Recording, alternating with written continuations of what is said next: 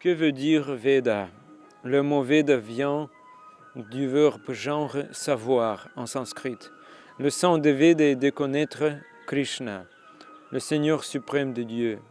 Les gens qui étudient les Vedas, qui lisent les Vedas, Srila Prabhupada dit qu'ils lèchent simplement le pot de miel, mais qu'ils ne l'ouvrent pas. Il faut tout faire pour le plaisir de Krishna. C'est le sens des Vedas. Mais la plupart des gens sont incapables de comprendre cela. Par conséquent, une si grande importance est attachée à la succession des disciples. Si une personne ne reçoit pas la connaissance à travers la chaîne de succession des disciples, alors tout sera voué à l'échec. Et donc, il existe de nombreuses religions différentes traditions, mais elles ne fonctionnent pas. Même lorsque le Seigneur Krishna est venu sur terre, il y a eu de nombreux problèmes. De nombreux paramparas, de nombreuses lignes disciplinaires ont été interrompues et arrêtées.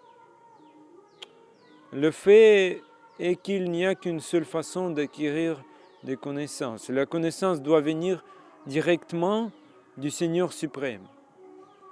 Puis cette connaissance doit être enchaînée. C'est ce qu'on appelle le parampara en sanskrit. Mais le fossé est que quelque part au milieu de cette chaîne, les gens commencent à inventer quelque chose.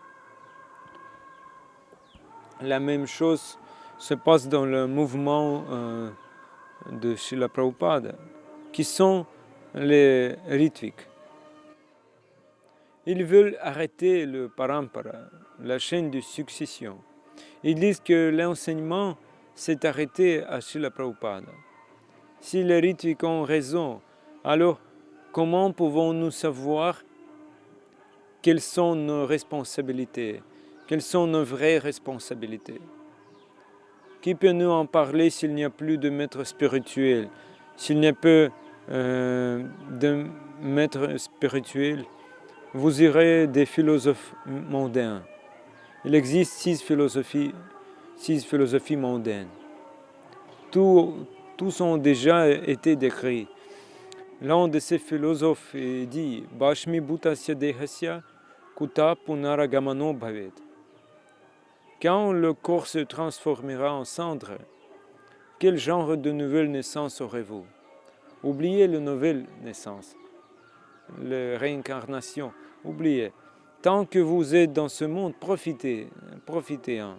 De votre vivant, empruntez de l'argent, achetez-vous le meilleur produit d'épicerie et profitez-en.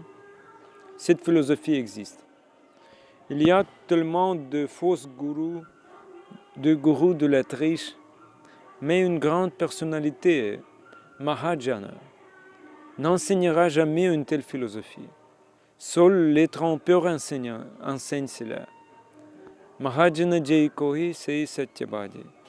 C'est qu'une grande personne dit, nous devons le faire. Nous n'avons pas le droit d'ajouter quoi que ce soit. Personne n'a le droit d'inventer ou d'ajouter quelque chose. Et puis la ligne disciplinaire ne sera jamais interrompue.